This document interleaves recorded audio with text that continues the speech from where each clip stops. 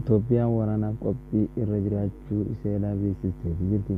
Itoophiyaan sababa hulaa galaanaa dhabuu irraa kan ka'een hirmaachuu waraanaa akkaaniif jijjiiramu beeksifte. Itoophiyaan waggaa 30 ergaanii hulaa galaanaa dhabde kan kophaa ishee jiraachaa jirtu yoo ta'us, biyyi Eertiraadhaa immoo kophaa isheetti hulaa irraa fudhachuudhaan Itoophiyaa dirreetti lakkisteetu jirti. Garuutu immoo Itoophiyaan yeroo ammaan tanaatiif hulaa galaanaa kan yeroo ammaan dura Eertiraan isaan irraa fudhatte kan deeffachuudhaaf tarkaanfii guddaa godhatee Jeneraal Buuti Tadaasee oo ah taliyaha kulliyadda dagaalka ee ciidanka qaranka Itoobiyaa oo la hadlay warbaahinta Prime Media kanneen Itoophiyaan hulaa galaanaa argachuudha qabdii jechuun dubbataniiti jiran. Jarreen lameen immoo Eertiraa fi Itoophiyaa jechuun namoonni gara waraanaatti akkaaniif deeman beeksisaniiti jiran. Itoophiyaan guyyaa har'aan tanaa hoogganaa waliigala waraana Itoophiyaa Fiild Maarshaal Biraanuu Juulaan waraana haaraa leenjisaa turan eebbisiisan. Waraanni kunis waqtii Eertiraanii fi Itoophiyaa walitti gaarreeffannaa gurguddaa gaggeessaa jiran keessatti eebbifama ajaa'ibaatiitu Itoophiyaa keessatti immoo deemaa jira.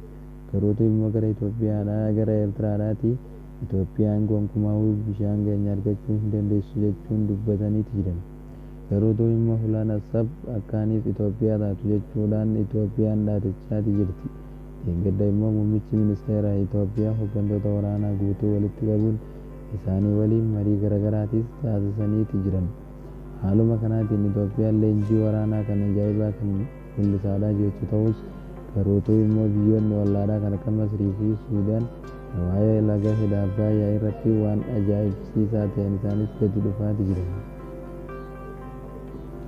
Godina Horroo Guduruu Wallaggaatti baqattoonni yeroo hedduudhaaf achi keessa jiraachaa jiran humnoota fannootiin miidhaan gurguddaan isaanirra gahuun himame. Godina Horroo Guduruu Wallaggaatti fannoon dhiyeenya kana ergaaniif namoota 30 ajjeesan booda namoota ganda jiranii fi hundaas miidhaa gurguddaa irra gaggeessaa jiran. Haawwanii fi ijoolleen akkasumas hammi hafan rakkoo hamaa keessa jiraachuu isaaniitu mul'ata. Fannoon isaaniif hawaasa guutuu gadda irraa yaaseen booda rakkoo hamaa keessa akkamiif hawaasni gahaniitu jira.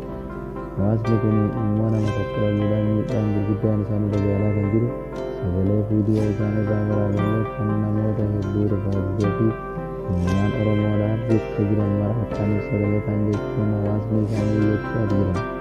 Dhaamsa Godina Horroo Guduruu Wallaggaa irraa bahaa jiru kun namoota garaagaraa kan rifaasise ta'uu mul'ata.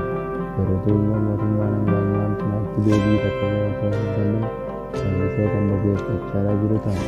Biyya kana wal faana haala keessatti.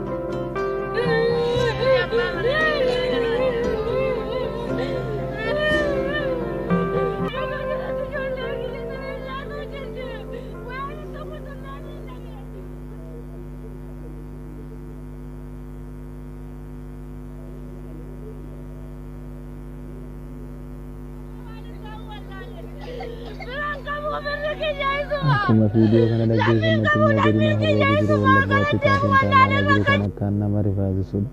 Namni keenya immoo kan takkaa kadhatee hin beekin ammaan tana immoo waraanaan alatti ba'ee alaaf mana isaa dhabee kadhachaa akkaaniif jiruutu mul'isaniiti jiran. Garuutu immoo Godinni Horroo Guduruu Wallaggaa yeroo ammaan tana rakkoo hamtuu keessa galee akkaaniif jiru mul'ata. Garuu hooggantoonni Oromiyaadhaa guutuun callisanii akkaaniif jiranis dubbataniiti jiran.